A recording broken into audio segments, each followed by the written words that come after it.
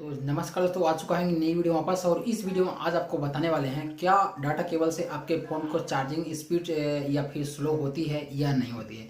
तो अभी हमारे पास एक है वीवो का केबल जो कि मैंने स्टोर से परचेस किया है। यहाँ पे आप देख सकते हैं इसमें वीवो की ब्रांडिंग है। अगर आप गौर से देखेंगे, हालांकि मेरा कैमरा इसको फोकस नहीं कर पाएगा क्योंकि मैं इस लाइट की बराबर नहीं आ पा रही है। तो मैंने इसको वीवो को केयर से लिया था इसको। और ये समथिंग 2 एम्पियर की चार्जिंग को सपोर्ट करता है। 2 एम्पियर आपको बता दो, अगर आपको नहीं पता कुछ लोग को, 2 एम्पियर में समथिंग 5 या 6 वाट के करीब आता है करंट, यानी कि 6 समथिंग आता है।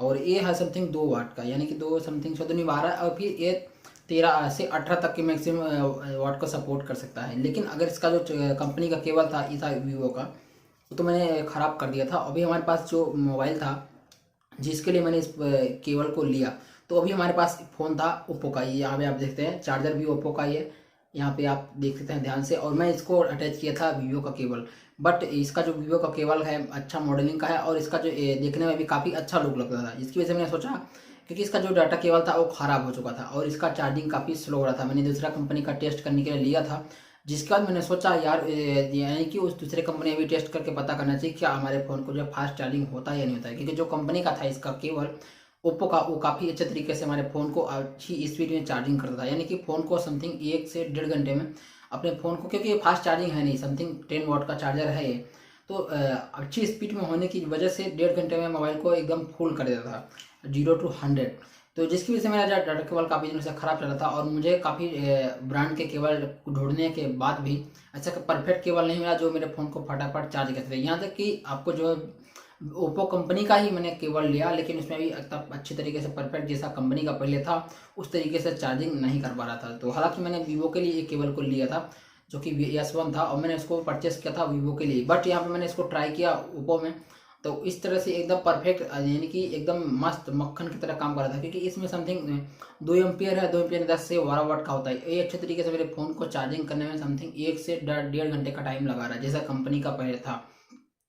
तो घुमा फिरा के मेरे कहने का मतलब ये है, आपके फ़ोन को जो है डाटा स्पीड केबल से भी चार्जिंग स्लो और अप डाउन होता है। इसके लिए आप चाहें तो डाटा केबल बदल के देख सकते हैं। अगर डाटा केबल बदलने से भी नहीं हो रहा है तो आप एक बार चार्जर भी चेंज करके दे सकते हैं। हालांकि मेरा चार्जर परफेक्ट था, मुझे मालूम था, जिसकी वजह से मैंने अपना डाटा केबल चेंज किया और मेरे फ़ोन की चार्जिंग काफ़ी स्पीड बढ़ गई। यहाँ पे आप देख सकते हैं। लेकिन चार्जिंग केबल हमेशा आपको ब्रांड वाले लगाना चाहिए। ब्रांड का मतलब ये है कि कोई भी कंपनी अच्छी कंपनी से होना चाहिए डाटा केबल, नहीं तो उसकी जो है परफेक्ट पिन की साइज़ नहीं होती।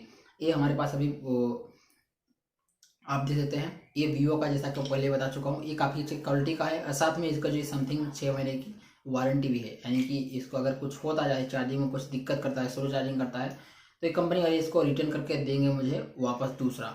तो ये आपको इस सब चीज़ों को ध्यान में रखना चाहिए। हमेशा आपको ब्रांडेड वाली ही केबल इस्तेमाल करना चाहिए, क्योंकि थर्ड पार्टी वाला का कोई ज़्यादा भरोसा रहता नहीं है। मेरे थर्ड पार्टी का मतलब, कहने का मतलब ये नहीं कि कोई आलतू फालतू या फिर ऐसे वैसे, बहुत सारी ऐसी केबल बनाने वाली कंपनी, जैसे बोट हो गई, फिंगर हो गई, बहुत सारी ऐसी है।